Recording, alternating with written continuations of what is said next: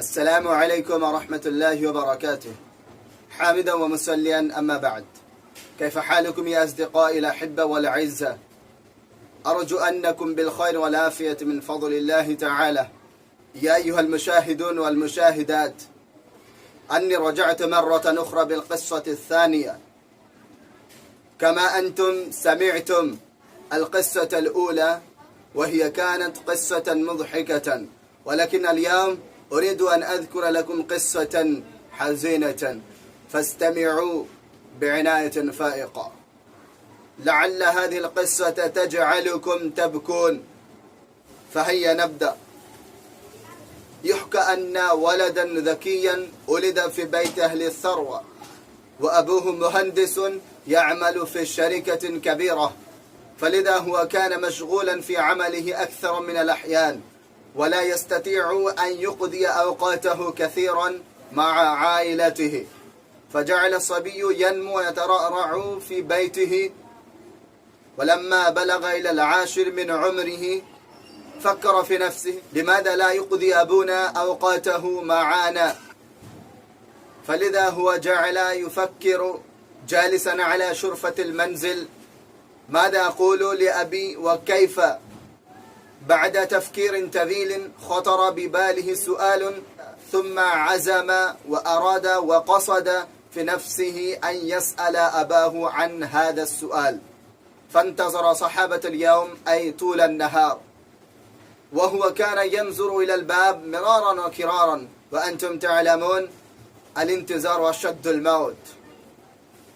ففجأة علق نظره بأبيه وهو يدخل البيت من الباب، فأسرع الصبي إلى أبيه وتشبث بجسمه، ولكن لم يجد آثار الفرح والسرور في وجه أبيه، بل وجد آثار الهم والغم والحزن. ثم أيضا قال الصبي متبسما ومتجاهلا عن سبب الحزن والاضطراب: يا أبتي، هل يمكنني أن أسألك سؤالا؟ لم يقل أبوه، بل هز رأسه وسمح له للسؤال. فقال الصبي: يا أبتي، أخبرني من فضلك كم تكتسب في ساعة واحدة؟ بعد سماع هذا السؤال قد غضب أبوه عليه، وقال له: اسكت واذهب إلى غرفتك. فرجع الصبي باكيا وخائبا إلى غرفته، وجعل يبكي بكاء شديدا. ولكن بعد برهة ماذا يحدث؟ حين صار قلبه مطمئنا فهم خطاياه وندم على ما فعل مع ابنه، فذهب إلى غرفة ابنه فوجده مضطجعا على فراشه وهو يبكي بكاء شديدا، فلب قرب وأزف إلى ابنه ووضع يده على رأسه وقال: يا بني. حينئذ كنت محزونا ومضطربا بكثرة الأعمال في شركتنا، فلذا زجرتك كثيرا. يا بني، يا بني، ارفع رأسك وسلني كما تشاء. بعد ذلك فقال الصبي: يا أبتي، كنت أسألك كم تكتسب في ساعة واحدة؟ فأجاب الأب متبسما: يا بني، أكتسب في ساعة واحدة 100 روبية.